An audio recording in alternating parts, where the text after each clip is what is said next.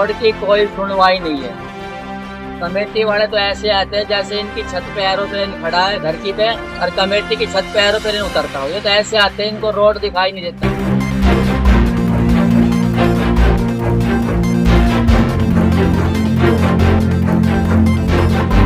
फूटा हुआ है पत्थर, किसी हाथी के ऊपर गिर जाएगा, किसी आदमी के ऊपर गिर जाएगा, कोई होश ही नहीं है किसी को, कमेटी वालों को।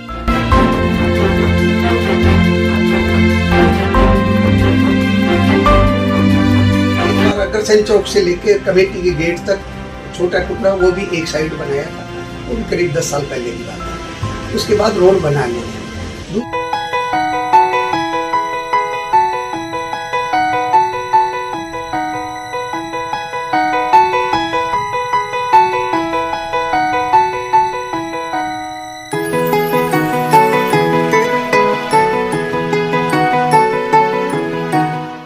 यह गुजारिश नगर परिषद के अधिकारियों और उन पदाधिकारियों से है जिनके कंधे पर शहर की व्यवस्था को सुधारने की जिम्मेदारी है। शहर तो जैसा आप सुधार रहे हैं वैसा हम सभी को पता है और दिख भी रहा है, इसलिए अब शहर को तो उसके हालात पर छोड़ दीजिए, कम से कम अपना घर तो सुधार लीजिए। शहर को चलाने वाली व करोड़ों रुपए का बजट वाली नगर परिषद के हालात अब शर्मसार कर रहे हैं। नगर परिषद के गेट के जहां पत्थर तक टूटकर नीचे गिरने को है, वहीं इसके कार्यालय के बाहर इतना जल भराव हो रहा है कि पैदल चलना तो दूर, आप वाहन पर भी नहीं निकल सकेंगे। कागजों में इस सड़क को कई बार बना दिया हो, लेकिन जो आसपास के दुकानदार हैं वह सच बताते हैं कि कभी बंसीलाल सरकार में ही इस सड़क का निर्माण हुआ था। इसके बाद से बस लीपा पोती हो रही है। बड़ी हैरानी होती है कि 5 सालों तक आप उस सीट पर बैठते हैं जहां आपकी जिम्मेदारी होती है कि शहर को बेहतर बनाएंगे। शहर तो दूर की बात है, इन 5 सालों में आप अपने दफ्तर तक को बेहतर नहीं बना पाए, दफ्तर के बाहर की सड़क नहीं बनवा पाए। क्या उम्मीद की जा सकती है आपसे? जो अधिकारी नगर परिषद में बैठे हैं, क्या उनका काम सिर्फ प्रॉपर्टी आईडी तक का ही रह गया है? शहर के लिए उनकी कोई जिम्मेदारी नहीं है? जरा मंथन कीजिए। सत्ता और कुर्सी की चौधर सदा आपके लिए नहीं रहेगी। कुछ ऐसा कीजिए यह शहर आपको याद करे, बुरे काम के लिए नहीं, अच्छे काम के लिए।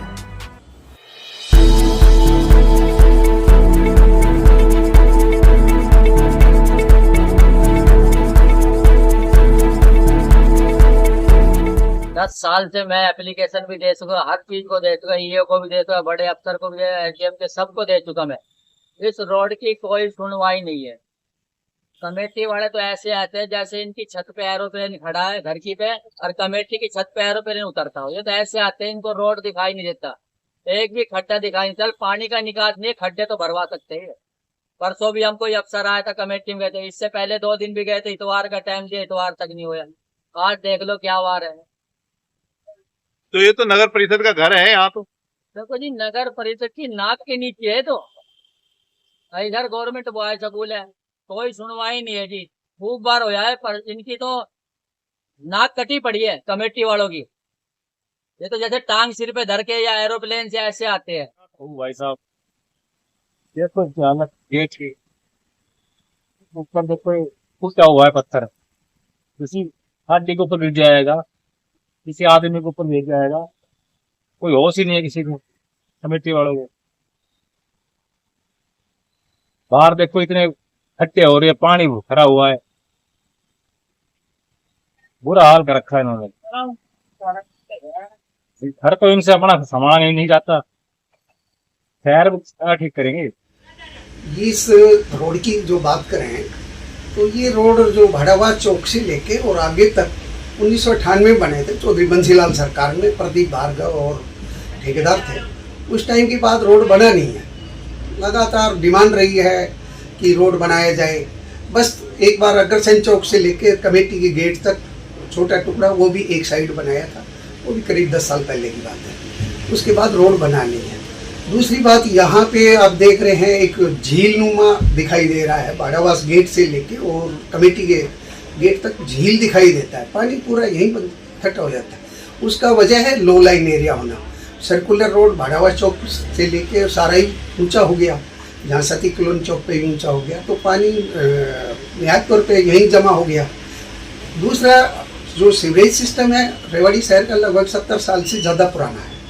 तो आज की जनसंख्या के आधार पे मास्टर सीवर शहर के बीचों बीच निकले और इस पूरे जल निकासी का समाधान मास्टर सीवर दोबारा से पब्लिक हेल्थ सेंसिस सर्वे करा के जनसंख्या के आधार पे और इसमें सीवर डाला जाए, ताकि जो बार बार की हर साल की समस्या है उससे जनता को निजात मिले और साफ सुथरा मिले।